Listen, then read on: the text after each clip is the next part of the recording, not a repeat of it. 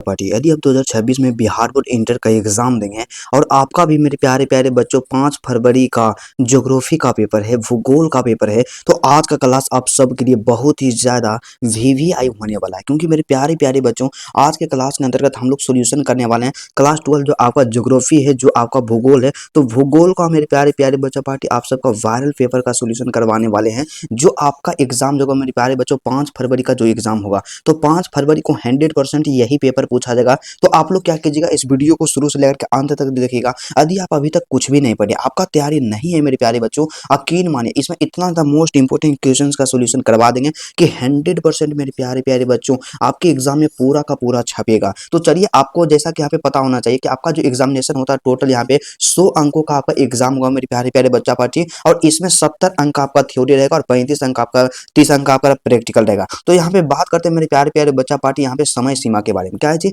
समय सीमा के बारे में बात करते हैं तो 3 घंटे 15 मिनट का आपको समय दिया जाएगा। और यहाँ पे 15 मिनट का जो समय रहता है मेरे प्यारे प्यारे बच्चों, इसमें आपको क्या करना है कि आपका जो OMR पेपर रहेगा इसको टोटल फिलअप कर देना है। इसमें जो भी जानकारी रहता है, आपके माता जी का नाम, पिता का नाम, सेंटर का नाम, तमाम चीजों को भरना है। और सबसे ज्यादा जरूरी चीज मेरे प्यारे प्यारे बच्चा पार्टी कि परीक्षार्थियों के लिए जो निर्देश रहता है, इंट्रोडक्शन फॉर द कैंडिडेट्स रहता है, इन तमाम निर्देश को आपको जरूर पढ़ना है। एग्जाम में मेरे बाबू बहुत कम समय है, एग्जामिनेशन हॉल में जाइएगा, पूरा गर्दा उड़ा दीजिएगा।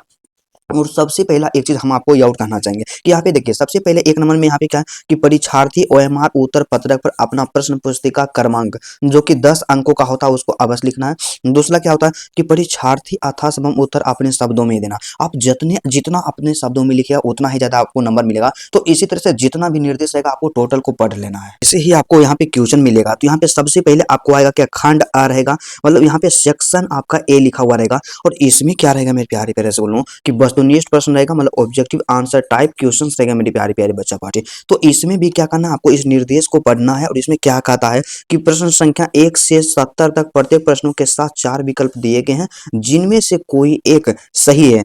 इन 70 में से किन्हीं 35 प्रश्नों के द्वारा अब प्रश्नों के अपने द्वारा चुने गए सही विकल्प OMR उत्तर पत्रक पर चिन्हित करना मेरे प्यारे प्यारे बच्चों। सिंपल सा आप एक चीज समझिए कि आप एग्जामिनेशन देने के लिए जाइएगा, सेम टू सेम आपको पेपर मिलेगा। तो आपको 70 ऑब्जेक्टिव रहेगा, 70 में से केवल और केवल आपको 35 बनाना है। तो इस तरह से आपको 35 नंबर का ऑब्जेक्टिव क्वेश्चन आपका होगा ज्योग्राफी का मेरे प्यारे प्यारे बच्चों। तो प्यारे प्यारे बच्चों, आप सब जिसका बेसब्री से इंतजार कर रहे थे कि भैया क्वेश्चन का सोल्यूशन करवाइए ना, तो चलिए सबसे पहला प्रश्न हमारे स्क्रीन पे दिया गया मेरे प्यारे प्यारे बच्चा पार्टी कि निम्नलिखित में से कौन विकास का सर्वोत्तम संकेत है मेरे प्यारे प्यारे बच्चों।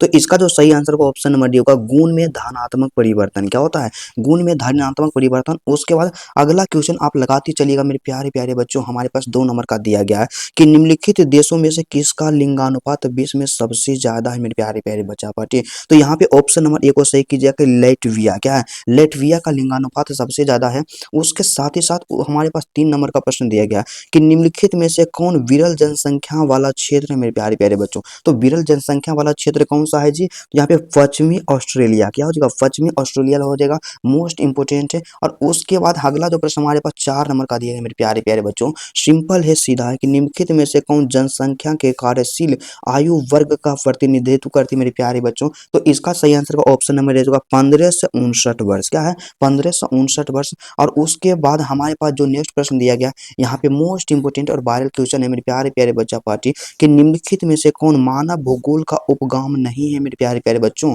तो मानव भूगोल का उपगाम कौन सा नहीं है, मात्रात्मक क्रांति। क्या है, मात्रात्मक क्रांति। आप लगाते चलिएगा परीक्षा से पहले, और मेरे प्यारे प्यारे बच्चों आपको एक भी नंबर नहीं कटेगा। तो चलिएगा जी, आप बताइएगा कि निम्नलिखित में से किसे कर्तन दहन कृषि भी कहते हैं मेरे प्यारे प्यारे बच्चों। तो सिंपल सा आपको याद रखना है कि कर्तन दहन कृषि किसे कहते हैं, तो आदम निर्वाह कृषि को कर्तन दहन कृषि कहते हैं। ऑप्शन नंबर जो आपका बी होगा बिल्कुल आप सही कीजिएगा। और उसके साथ ही साथ 7 नंबर का प्रश्न है कि निम्नलिखित में से कौन रोपण फसल है मेरे प्यारे बच्चों। एग्जाम में कई बार पूछा गया, तो सबसे पहले आप इसको 100 स्टार लगाना ना भूलिएगा कि इसमें क्या रोपण फसल कौन सा है मेरे प्यारे प्यारे बच्चा पार्टी। इसका जो सही आंसर हो जाएगा क्या हो जाएगा, ऑप्शन नंबर सी हो जाएगा, चाय को आप बिल्कुल सही कीजिएगा। मोस्ट इंपोर्टेंट प्रश्न है आपके एग्जाम के दृष्टिकोण से। तो मेरे प्यारे बच्चों, अभी तक आपने कुछ भी नहीं पढ़े हैं, इस वीडियो को शुरू से लेकर के अंत तक देखिएगा। सभी का सभी क्वेश्चन आपके एग्जाम के दृष्टिकोण से मोस्ट इंपोर्टेंट है और सेम टू सेम पेपर पूछा जाएगा। तो चलिए जी, सबसे यहाँ पे 8 नंबर का प्रश्न हमारे पास दिया गया। तो 8वां क्वेश्चन का क्या कहना है कि फूलों की कृषि क्या कहलाती है? मेरे प्यारे बच्चों, फूलों की जो कृषि होती है उसे हम लोग क्या कहते हैं? पुष्पोत्पादन कहते हैं। ऑप्शन नंबर जो आपका डी का बिल्कुल सही आंसर होगा और बिल्कुल आसान प्रश्न है। तो चलिएगा जी, 9 नंबर में यहाँ पे हमारे पास दिया गया मेरे प्यारे प्यारे बच्चों कि रबर किस प्रकार की कृषि की उपज है?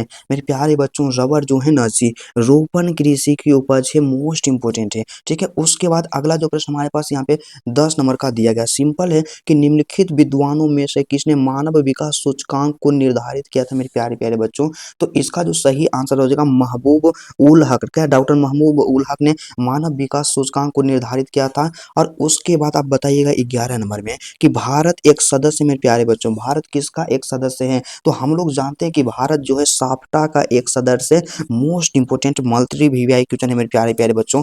और उसके बाद हमारे पास 11 नंबर का प्रश्न है और सेम टू सेम आपके पेपर में छपने वाला है, तो किसी भी क्वेश्चन का आप इग्नोर नहीं कीजिएगा। और 12 नंबर में प्रश्न है कि यहाँ पे रेल मार्ग का जाल सघनतम घनत्व है मेरे प्यारे प्यारे बच्चों कहाँ है? सभी का सभी आपका 100 स्टार वाला क्वेश्चन है, तो किसी भी क्वेश्चन को इग्नोर नहीं कीजिएगा। तो रेल मार्ग का सघनतम घनत्व कहाँ है मेरे प्यारे प्यारे बच्चा पार्टी? इसका जो सही आंसर होगा संयुक्त राज्य अमेरिका में है। क्या है? संयुक्त राज्य अमेरिका में है। और उसके बाद हमारे पास यहाँ पे अगला जो क्वेश्चन दिया गया 13 नंबर का कि big big inch pipe line प्रवाहित करता है मेरे प्यारे प्यारे बच्चों, क्या प्रवाहित करता है? मोस्ट इंपोर्टेंट है, इसका सही आंसर पेट्रोलियम हो जाएगा। क्या हो जाएगा? पेट्रोलियम को प्रवाहित करता है। और उसके साथ ही साथ मेरे प्यारे प्यारे बच्चा पार्टी 14 नंबर का हमारे पास प्रश्न दिया गया है कि लंबी दूरी तक भारी सामान ढोने के लिए कौन सा सबसे सस्ता परिवहन साधन है? तो मेरे प्यारे प्यारे बच्चों, आप लोग याद रखिएगा कि सबसे सस्ता परिवहन साधन जो है ना जी, जल परिवहन है। कौन सा है? जल परिवहन है। ऑप्शन नंबर यहाँ पे सी को बिल्कुल सही कीजिएगा। उसके बाद यहाँ पे 15 नंबर का प्रश्न दिया गया कि निम्नलिखित में से कौन चतुर्थ सेक्टर क्रियाकलाप से संबंधित है मेरे प्यारे प्यारे बच्चों? तो चतुर्थ सेक्टर क्रियाकलाप से कौन संबंधित है? विश्वविद्यालय शिक्षक, मोस्ट इंपोर्टेंट है। और उसके बाद मेरे प्यारे प्यारे बच्चों 16 नंबर में आप लगाइएगा कि निम्नलिखित में से कौन औद्योगिक नगर है मेरे प्यारे प्यारे बच्चा पार्टी? औद्योगिक नगर कौन सा है जी? तो जमशेदपुर है। क्या? जमशेदपुर जो है एक औद्योगिक नगर है, मोस्ट इंपोर्टेंट है। और मेरे प्यारे बच्चों, जितना आप पढ़े, मतलब जितना आपको बता रहे हैं उतना परीक्षा से पहले पढ़ करके जाइएगा। आपका एक भी क्वेश्चन एग्जाम में ऐसा नहीं होगा जो नहीं पूछा जाएगा मेरे प्यारे प्यारे बच्चों। तो चलिएगा जी, यहाँ पे बताइएगा 17 नंबर का प्रश्न है जो कि मोस्ट इंपोर्टेंट है मेरे प्यारे प्यारे दर्शकों। तो चलिए 17 नंबर में क्या कहता है कि क्या है कि निम्नलिखित आर्थिक क्रियाकलापों में कौन ग्रामीण अधिवासों से संबंधित है मेरे प्यारे बच्चों? तो ग्रामीण अधिवासों से संबंधित कौन है? प्राथमिक क्रियाकलाप है, आपका मोस्ट इंपोर्टेंट हो जाएगा। तो चलिएगा उसके बाद 18 नंबर का प्रश्न हमारे स्क्रीन पे दिया गया है कि निम्नलिखित में से कौन सांस्कृतिक नगर है मेरे प्यारे प्यारे बच्चा पार्टी? सांस्कृतिक नगर कौन सा है जी?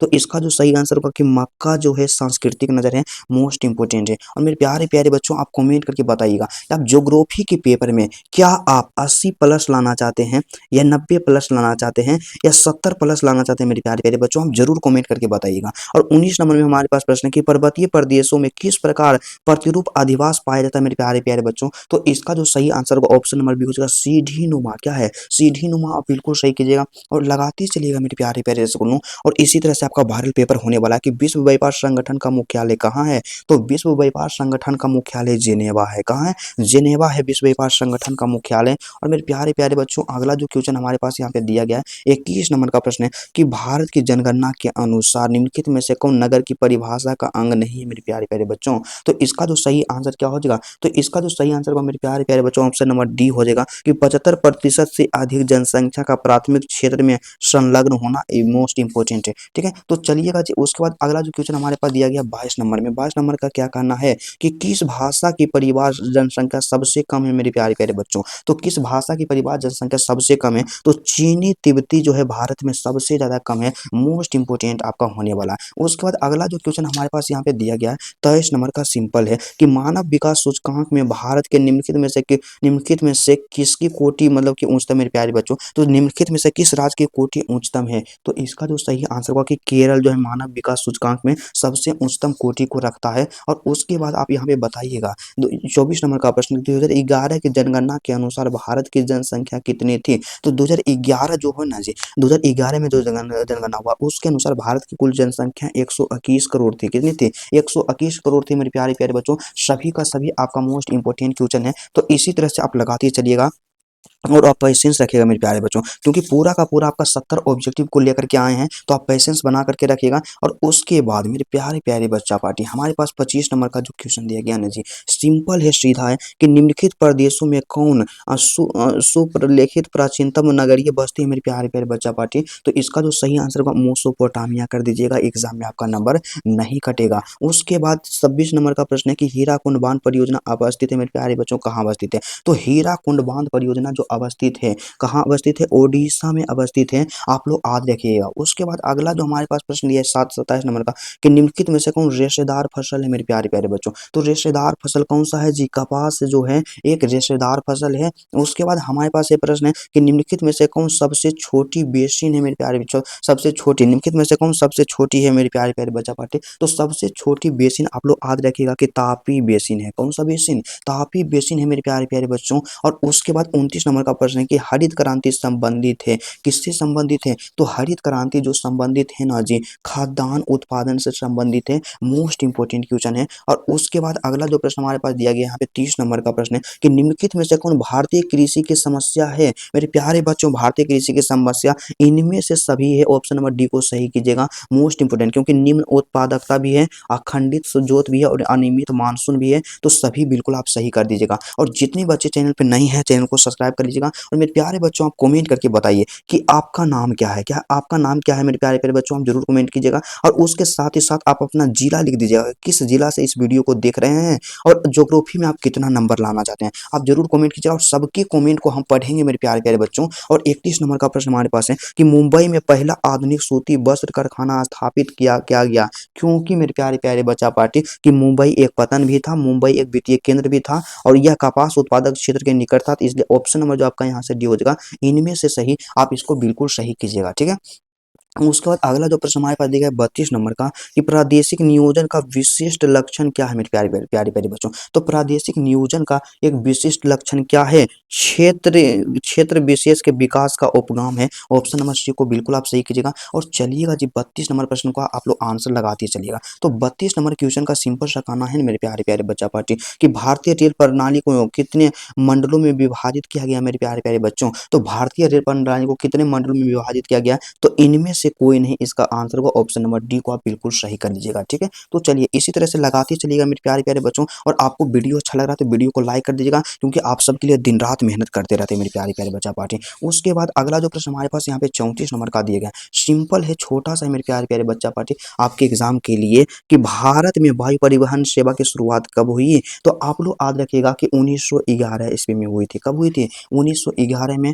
उसके बाद यहाँ पे 35 नंबर का कि पूर्व पश्चिम गलियारा जोड़ता है, किसको जोड़ता है मेरे प्यारे बच्चों। तो पूर्व पश्चिम गलियारा जो जोड़ता है सिलचर को पोरबंदर से जोड़ता है, किसको, सिलचर को पोरबंदर से जोड़ता है। उसी तरह से नेक्स्ट प्रश्न जो हमारे स्क्रीन पे यहाँ पे दिया गया है 36 नंबर का, निम्नलिखित में से कौन सा नगर नदी के तट पर अवस्थित नहीं है मेरे प्यारे बच्चों। नदी के तट पर अवस्थित कौन नहीं है, यहाँ पे भोपाल जो है नदी के तट पर अवस्थित नहीं है। उसके बाद 37 नंबर का प्रश्न है कि 2011 की जनगणना के अनुसार भारत का जनसंख्या घनत्व कितना था। तो 2011 के जनगणना के अनुसार भारत का जनसंख्या घनत्व कितना था, 382 व्यक्ति प्रति वर्ग किलोमीटर। मोस्ट इंपोर्टेंट आपका होने वाला है। तो मेरे प्यारे प्यारे बच्चा पार्टी आप बताइएगा 38 नंबर का प्रश्न का कि यहाँ पे सिंचित क्षेत्रों में मृदा निम्नीकरण का मुख्य कारण क्या है मेरे प्यारे बच्चों। तो इसका जो सही आंसर होगा मृदा लवणता हो जाएगा, क्या हो जाएगा, मृदा लवणता को आप बिल्कुल सही कीजिएगा। और लगाते चलिएगा मेरे प्यारे प्यारे बच्चा पार्टी। अभी तक आप कुछ भी नहीं पढ़े, हम कितना भी कमजोर हैं, आज की वीडियो को देखने के बाद आपका एक भी ऑब्जेक्टिव नहीं छूटेगा। और हमारे पास प्रश्न है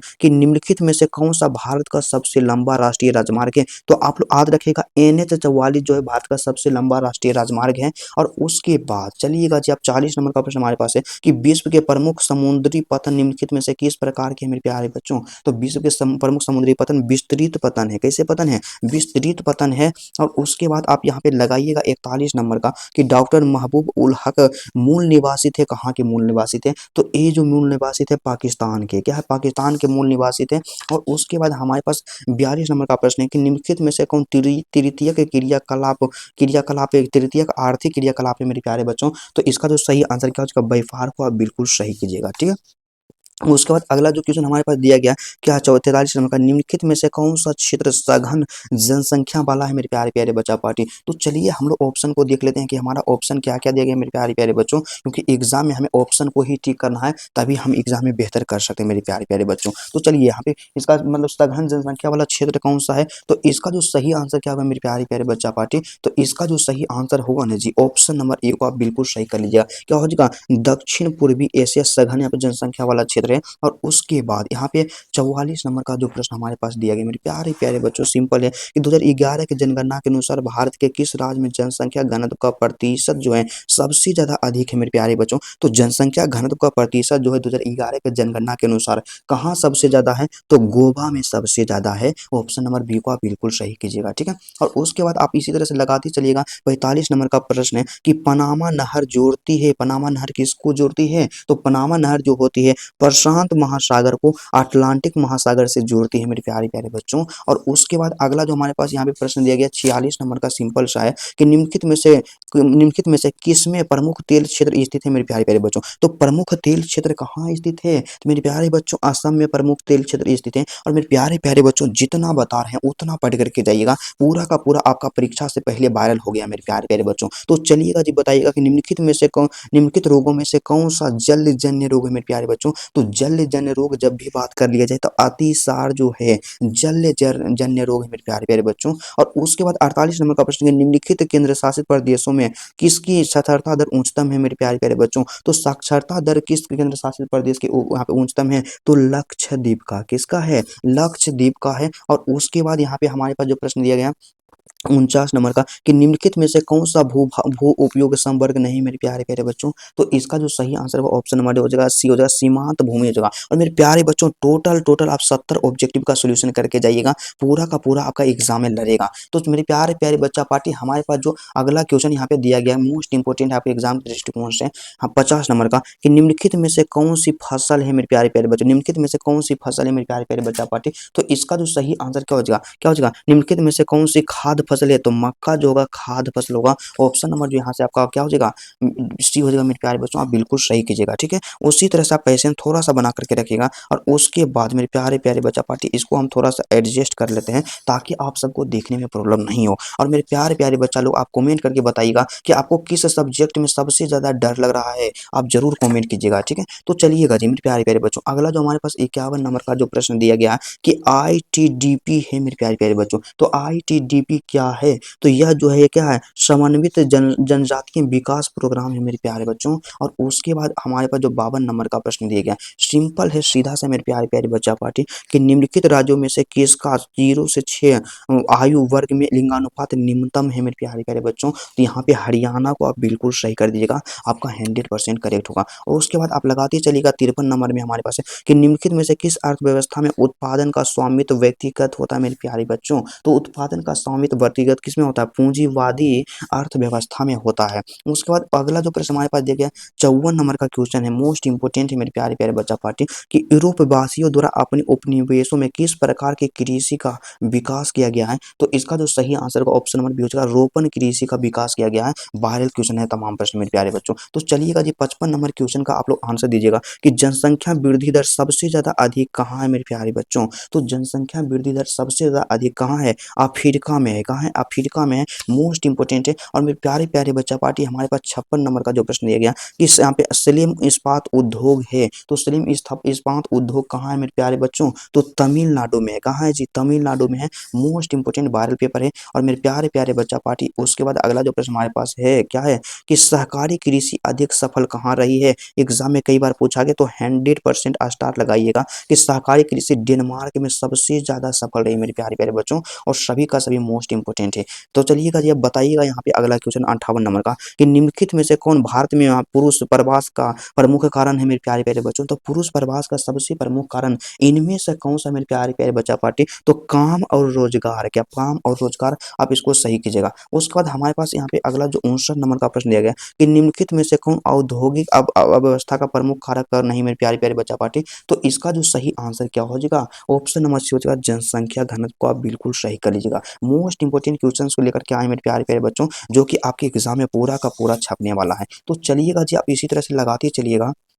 नेक्स्ट प्रश्न जो हमारे स्क्रीन पे दिया गया है मेरे प्यारे प्यारे रसगुल्लों, मोस्ट इंपोर्टेंट है 60 नंबर का कि खट्टे रसदार फलों की कृषि किससे संबंधित है मेरे प्यारे बच्चों। तो खट्टे रसदार फलों की जो कृषि है ना जी, भूमध्य सागरीय कृषि से संबंधित है, मोस्ट इंपोर्टेंट है। तो चलिएगा जी मेरे प्यारे बच्चों, जितने भी बच्चे वीडियो को लाइक नहीं किए तो जल्दी से आप लाइक कीजिएगा और बताइएगा कि भिलाई किस वर्ग का है मेरे प्यारे प्यारे बच्चा पार्टी। तो भिलाई जो है ना जी औद्योगिक नगर है, क्या है, औद्योगिक नगर है। और आप बताइएगा ना विनोद, हमारे पास जो क्वेश्चन यहाँ पे है कि निम्नलिखित में से कौन सी रोपण फसल नहीं है मेरे प्यारे प्यारे बच्चों। तो रोपण फसल कौन सी नहीं है, तो गेहूं जो है रोपण फसल नहीं है। 100% इंपोर्टेंट की जगह परीक्षा में कई बार पूछा गया। तो मेरे प्यारे प्यारे बच्चों, आप कमेंट करके बताइएगा कि आप कितना नंबर लाना चाहते हैं टोटल 2026 के एग्जाम में। कि निम्नलिखित दक्षिण अमेरिकी देशों में कौन वहाँ पे ओपेक का सदस्य मेरे प्यारे बच्चों। तो ओपेक का सदस्य कौन सा है, वेनेजुएला है। कौन सा है, वेनेजुएला है। और उसके बाद हमारे पास 64 नंबर का जो प्रश्न दिया गया सिंपल है कि ट्रांस महाद्वीपीय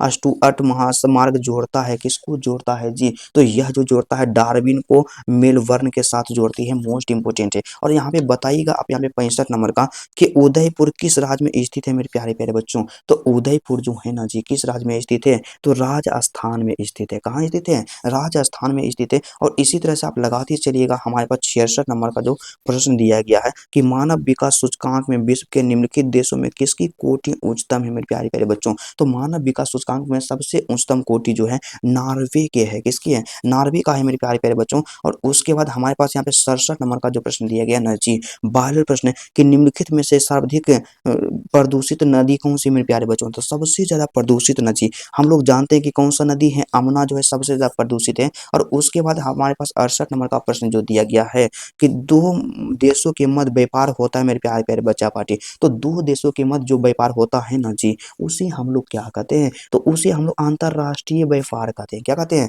अंतरराष्ट्रीय व्यापार कहते हैं मेरे प्यारे प्यारे बच्चा पार्टी। और उसके बाद अगला जो क्वेश्चन हमारे स्क्रीन पे शो होगा मेरे प्यारे प्यारे बच्चा पार्टी, सभी का सभी आपका मोस्ट इंपोर्टेंट प्रश्न होने वाला है। तो चलिएगा जी आप लगाते चलिएगा, अगला जो प्रश्न है हमारे पास 69 नंबर का। तो मेरे प्यारे प्यारे दोस्तों सिंपल है और वायरल क्वेश्चन आपके एग्जाम के दृष्टिकोण से, कि किसी झील के चारों ओर अधिवास किस प्रतिरूप में आएगा मेरे प्यारे प्यारे बच्चों। तो किसी झील के चारों ओर जो आवास होता है ना जी, वो वृत्ताकार प्रतिरूप के रूप में आएगा मेरे प्यारे बच्चों। और आज के क्लास का सबसे अंतिम प्रश्न है 70 नंबर का कि निम्नलिखित में से कौन सा उद्योग दूसरे उद्योग के लिए कच्चा माल तैयार करता है मेरे प्यारे प्यारे बच्चा पार्टी। तो इसका जो सही आंसर हो जाएगा ऑप्शन नंबर होगा आधारभूत उद्योग, मोस्ट इंपोर्टेंट है मेरे प्यारे प्यारे बच्चा पार्टी। आपको टोटल आज के क्लास में 70 VBI ऑब्जेक्टिव का सोल्यूशन करवा दिए हैं।